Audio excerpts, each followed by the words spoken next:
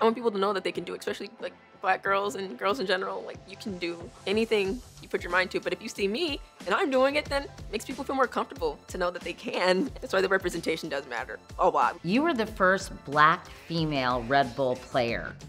Can you explain what that means? What that means for me is it was just another day of me doing what I loved. Being that representation is very important. It's something that I always was taught about growing up. Like, you could do anything you wanted as long as you put in the work.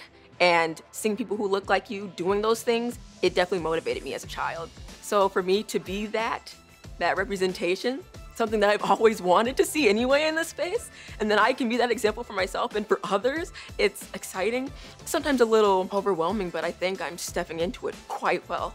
It hasn't always been easy, and still really isn't for women in gaming.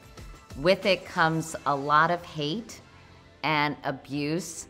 How have you been able to deal with that?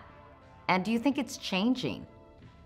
I've had to curate my own space, my own community, a space where the people respect me, my opinions, and my experiences, and they don't invalidate them. But also, I'm very vocal. When things happen, I bring attention to it.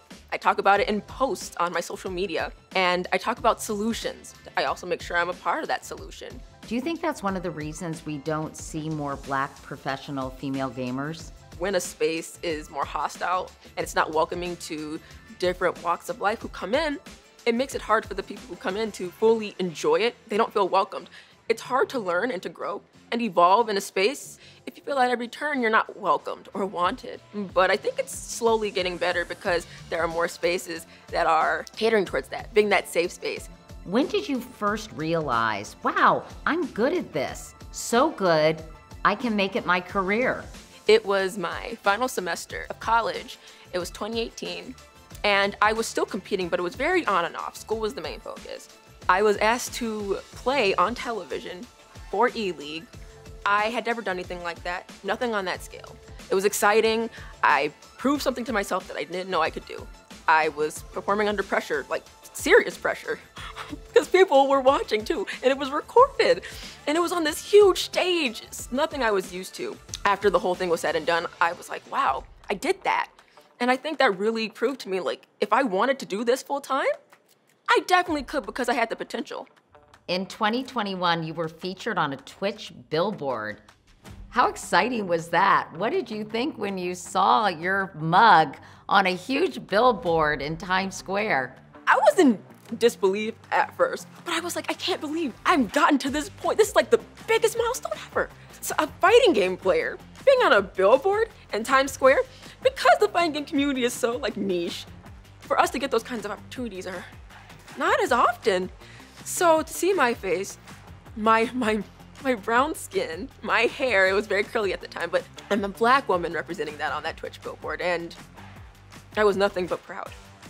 Who was an ally for you, Jeannail, as you pursued your career in gaming?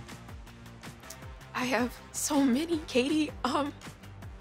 Some of the friends that I made when I first started going to local tournaments, but also my manager, Emily from Equinox Gaming. She has been my mentor for many years, 3-4 years, and I couldn't have done this without her. She's definitely an ally of mine as well.